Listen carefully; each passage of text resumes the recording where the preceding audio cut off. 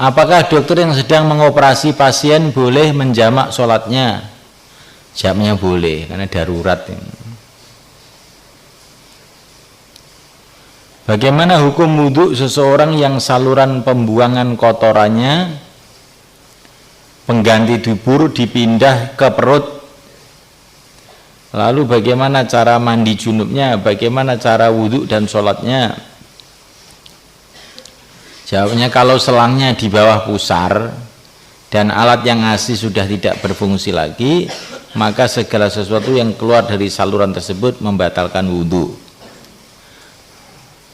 Jadi kalau selangnya itu di bawah pusar dan saluran aslinya, duburnya itu sudah tidak berfungsi, maka saluran baru berupa selang itu dihukumi itulah salurannya, sehingga apa yang keluar dari saluran itu membatalkan wudhu.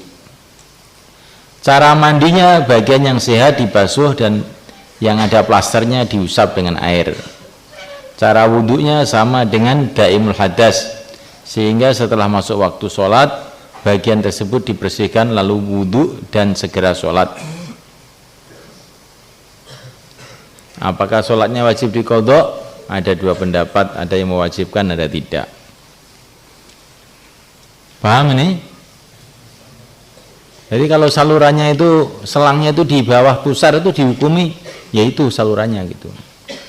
Pakai syarat saluran aslinya sudah buntu, nggak berfungsi. Kalau saluran aslinya masih berfungsi, ya tetap saja yang dihukumi membatalkan saluran asli itu. Paham? Ini sering terjadi, orang itu duburnya itu tidak berfungsi karena buntu, karena kanker, karena apa begitu. Semoga Allah selamatkan kita semua. Sehingga pembuangannya itu dipindah. Nah, pemindahannya itu biasanya di bawah pusar, maka itulah jadi yang dihukumi dubur ya itu.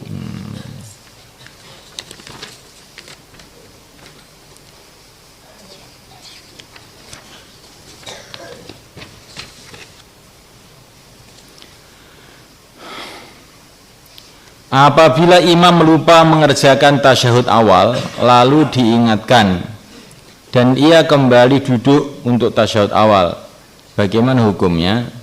Dan apakah disunahkan mengerjakan sujud sahwi?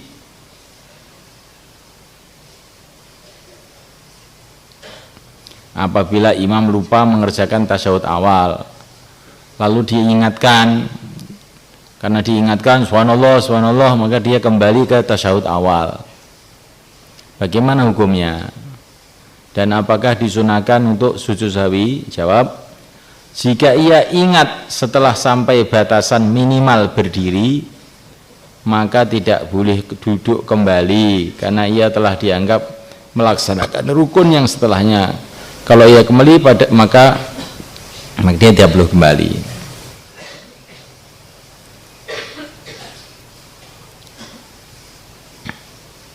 Jadi kalau dia ini sudah sampai berdiri, ya, sudah terlanjur berdiri, subhanallah, subhanallah, subhanallah, tapi itu sudah terlanjur berdiri, enggak boleh kembali, enggak boleh, karena dia sudah berarti sudah pindah rakaat ketiga. Tapi kalau baru mau berdiri, belum berdiri, dia sudah ingat subhanallah, subhanallah, ya boleh duduk lagi, bahkan harus duduk lagi. Paham itu?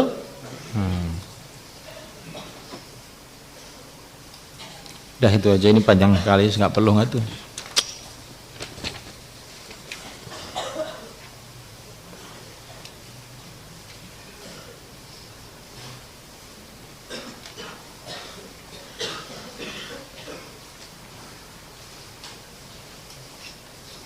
Apabila ada orang mendapatkan warisan berupa rumah yang 100% dari hasil haram, jadi ayahnya dulu penghasilannya itu 100% haram,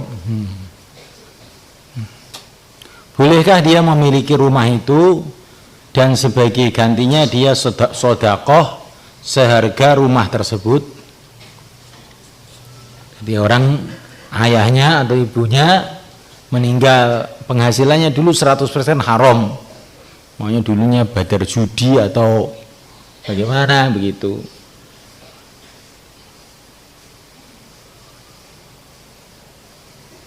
Terus bolehkah rumah itu dimiliki anaknya sebagai ahli waris itu? Tapi karena dia ini merasa rumah ini hasil haram, maka dia sodakoh seharga rumah itu untuk sebagai gantinya gitu. Boleh atau tidak? Tidak boleh. Rumah itu kalau sudah diketahui nyata-nyata betul dari hasil haram, harus diserahkan ke maslahat umum, dimusyawarahkan dengan tokoh-tokoh masyarakat situ begitu. Ini rumah saya serahkan untuk maslahat umum, bisa nanti untuk jalan, bisa untuk jembatan, bisa untuk fakir miskin, macam-macam terserah. Tapi kalau oleh musyawarah maslahat umum ini dijual ke anaknya itu lagi, ya boleh aja. Tetapi itu sudah perkara lain gitu. Jadi aslinya perkara itu kalau jelas haram nggak boleh dimiliki, serahkan ke maslahat umum. Setelah itu serahkan maslahat umum, oleh maslahat umum dijual kepada anak itu, ya boleh aja. Tentu ini maksudnya kalau pemilik rumah itu tidak diketahui. Tapi kalau diketahui rumah itu rampasan dari fulan gitu namanya. Dulu ayahnya itu seorang pejabat tinggi, ngerampas rumahnya orang namanya, dengan cara yang tidak betul, dengan mahkamah macam-macam. Maka ya kalau diketahui bahwa rumah itu rumah rampasan, dikembalikan kepada yang dirampas itu. Tapi kalau nggak diketahui, diserahkan kepada maslahat umum. Ini pernah terjadi pada zaman Sayyidina Muawiyah, ada orang mencuri harta umum. Maka dia ini kebingungan, ingin tobat, tidak bagaimana jalannya. Maka terus diperintahkan oleh para ulama zaman itu untuk sedekah untuk mengeluarkan harta itu kepada maslahat umum. Wallahu alam. Paham maksudnya? Tapi dalam kitab-kitab fikih ini maslahat umum ini selain masjid. Kalau masjid nggak boleh. Kalau untuk WC-nya masjid, untuk pagernya masjid boleh. Tapi untuk masjid sendiri tidak boleh dari uang semacam itu. Uang semacam itu untuk maslahat umum, tapi jangan masjid. Ya, teman.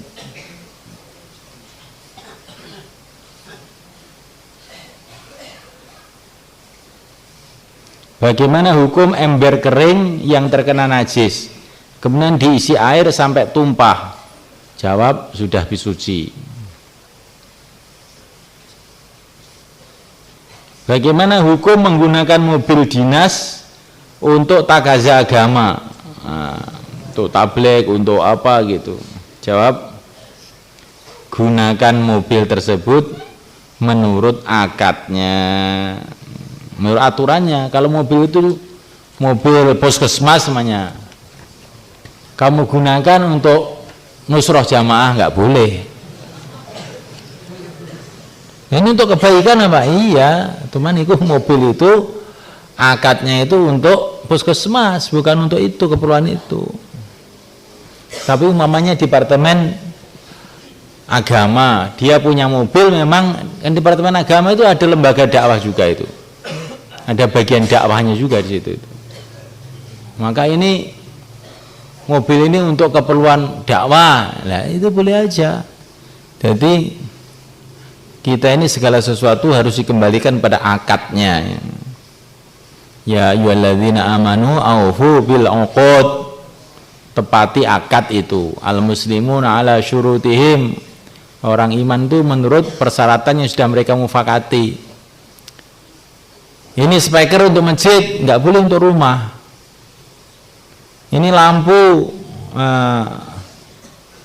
listrik untuk masjid, Nggak boleh kamu ngecop HP di situ. Sedikit aja lah Pak. Iya, tapi ini kan akadnya listrik itu untuk masjid, dibayar dengan uang masjid.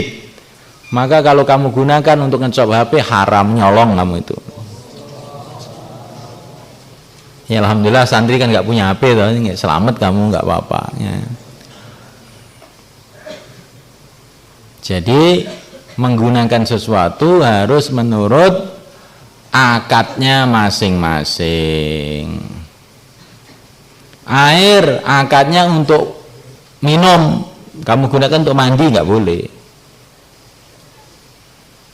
Makanya di masjid kadang-kadang kan ada apa itu galon untuk minum.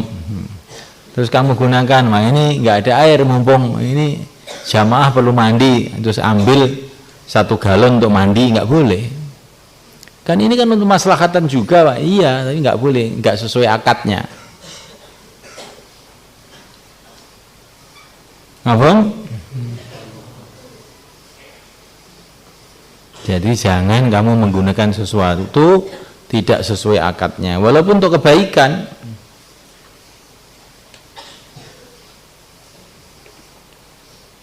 Dah.